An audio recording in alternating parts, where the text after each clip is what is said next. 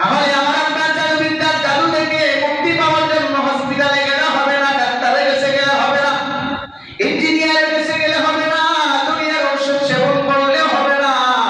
এই আল্লাহ পাকের বান্দা আমার আপনার নবীকে যদি জাদু ধরতে পারে, তাহলে আমাকে আপনাকে তো জাদু 24 ঘন্টা ধরেছে যদি পড়ে থাকে, ঠিক না বেঠিক? এখন মুক্তি পাওয়ার জন্য কি করতে হবে?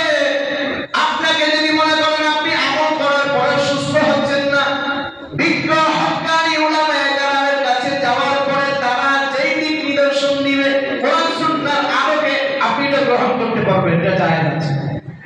এটা কি আছে? জায়েজ আছে। তাবিজ দেখলে মাথা খারাপ করে না, হুজুরের ফু দেখলে মাথা খারাপ করে কি আমরা হুজুর কি তাবিজ করে, আমরা হুজুর কি ফু দেয়, কবিরাজি করে না, কবিরাজি হারাম না, হারাম করলে হারাম। বুঝতে পেরেছেন?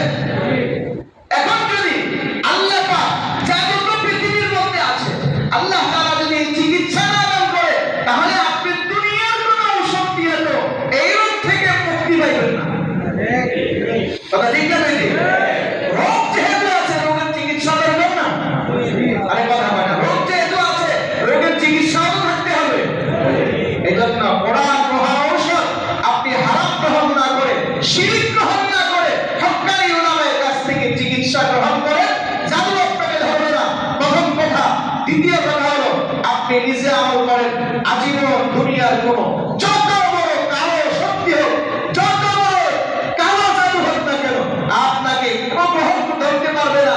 আপনি যদি আমল করেন, আমার আপনার পয়গম্বর হাদিসের মধ্যে বর্ণনা করেছেন, তাফসীরের কিতাবের মধ্যে এসেছে, 5 ওয়াক্ত নামাজের পরে নবীজি আজীবন যতদিন তিনি বেঁচে ছিলেন ততদিন সূরা ফালাক, সূরাতুন নাস এভাবে পড়ে তিনি হাতের মধ্যে ফু দিয়ে সমস্ত শরীরটা মাথা থেকে নিয়ে পা পর্যন্ত তিনি মুছে দিতেন। এতে করে কি হলো? জাদুর যদি কোনো প্রভাব থাকে, জাদুর প্রভাব এই সূরাতুল ফালাকের পাওয়ারে ওইটা সবগুলো কেটে যাবে। এমনটা করবো তো ইনশাআল্লাহ। নামাজ দিতে করি না, আমার আর কি করবো? নামাজ না পড়লে অন্তত সূরা ফালাক পড়ে। আল্লাহ সবাইকে বাঁচাতে নামাজি বানায়, আমিন। সবাইকে আমলকারী বানায়, আমিন ইনশাআল্লাহ। কে কখন কোন দিকটা জাদু করতেছে আপনি নিজেও জানেন। কোন কারণে মা ও সন্তানকে জাদু করে, কোন কারণে বাবা সন্তানকে জাদু করছে, কোন কারণে সন্তান আবার বাবাকে মাকে জাদু করতেছে। এই যে যার থেকে জন্মগ্রহণ করেছে, অথবা আমার দেখা যাচ্ছে নিজে যার থেকে জন্ম হয়েছে, এই দুইজনেই জাদু আক্রান্ত হচ্ছে নিজের আপনজনের মাধ্যমে। আবার স্বামী স্ত্রী, স্ত্রী স্বামীকে জাদু করতেছে নিজের মন মতো হওয়ার জন্য, মনের চাহিদা পূরণ করার জন্য, নিজের ইচ্ছা পোষণ যেন পুরো হয়, মাকসাদ যেন পুরো হয়, উদ্দেশ্য যেন পুরো হয়, এই জন্য জাদু করতেছে। আপনি জানেন না সে করতেছে ভালোর জন্য, কিন্তু জাদুর প্রভাব তো আছে। আপনার স্ত্রী চায় আপনাকে বেশি, আপনি মহব্বত করেন আপনার স্ত্রীকে, আপনি আরেকটা বিয়ে না করেন, আপনি ফোনে আরেকজনের সাথে আলাপচারিতা লিপ্ত না হয়, এটা চায়।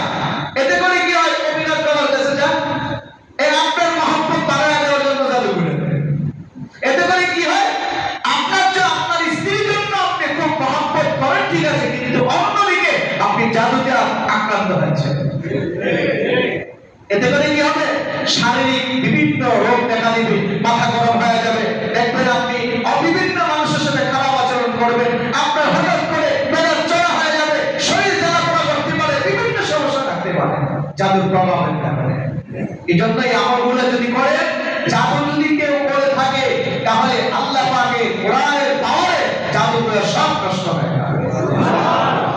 আমলগুলো করবো তো ইনশাআল্লাহ। আল্লাহ রাসূল আরো আমল করতেন। তিনি যখন ঘুমায় যেতেন, ঘুমানোর পূর্বে সূরাতুল এই দুই সূরাতে পড়তেন, সূরা ফালাক, সূরা নাস, আরো দুইটা আছে যাকে সূরা ইখলাস এবং সূরা কাফিরুন। এই চারটা সূরাকে বলা হয় চারকুল। চারটা সূরাকে কি বলা হয়? চারকুল। অর্থাৎ এই সূরার 4 সূরা শুরুতে কুল আছে, কুল। এই কুলের কারণে চারকুল সূরা বলা হয়। তাহলে আমরা আল্লাহর নবী 4 কুল পড়তেন, এরপরে আয়াতুল কুরসি পড়তেন। আয়াতুল কুরসি ছিলেন তো 3 পারা প্রথম পৃষ্ঠার মাঝখান থেকে শুরু হয়েছে, আল্লাহু লা ইলাহা ইল্লা হুয়াল হাইয়ুল কাইয়্যুম। এই একটা আয়াত না পারলে মুখস্থ করে নেবেন। এই সূরাতুল আয়াতুল কুরসি পড়ে এরপরে রাসূলুল্লাহ সূরাতুল বাকারার কিছু অংশ পড়তে, কখনো তিনি সূরা বাকারার প্রথম 5টি আয়াত পড়তেন, অথবা কখনো তিনি আবার শেষ 2টা আয়াত তেলাওয়াত করতেন আমানার রাসূল থেকে। তো বড় ব্যক্তি যদি এইভাবে নবীজির উপরে, নবীজি যেভাবে আজীবন আমল করেছেন, যখন ঘুমায় যেতেন রাতের বেলা এই আমলগুলো করে নবীজি হাতের মধ্যে ফু দিয়া তিনি তখন সমস্ত শরীর থেকে মুছে এরপর তিনি ঘুমায় যাইতেন। আজীবন রাসূলুল্লাহ সুস্থ ছিলেন, রাসূলুল্লাহকে আর কখনো জাদু আক্রান্ত করতে পারে নাই। আল্লাহ পাকের বান্দা ভালো করে খেয়াল করেন, এইজন্য আমরা যদি আমলগুলো করি দুনিয়ার কোনো জাদু আমাদেরকে পাকড়াও করতে পারবে না। এমনকি নবীজি মৃত্যুর আগ পর্যন্ত আমলটা করেছেন।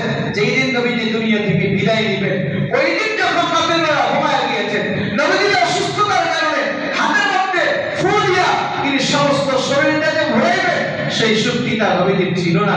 হযরত আয়েশা সিদ্দিকা রাদিয়াল্লাহু আনহা তিনি বর্ণনা করেন যে আমি রাসূলুল্লাহর দিকে তাকায় খেয়াল করতেছিলাম, আল্লাহ রাসূলের হাত কষতে কষ্ট হইতেছে বিদায় আমি নবীজিকে তার হাত ধরে সমস্ত শরীরটা তার হাত দিয়ে আমি মুছিয়ে দিয়েছি।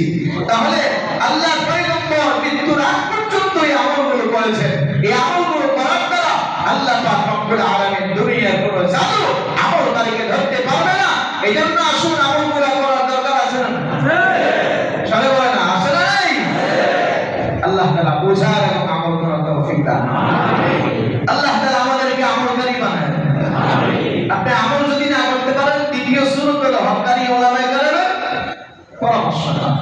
এই দুইটা করতে পারেন, কারণ এটা আমার কথা না, একদম মুফাসসিরিনে কেরাম তাফসীর করেছেন।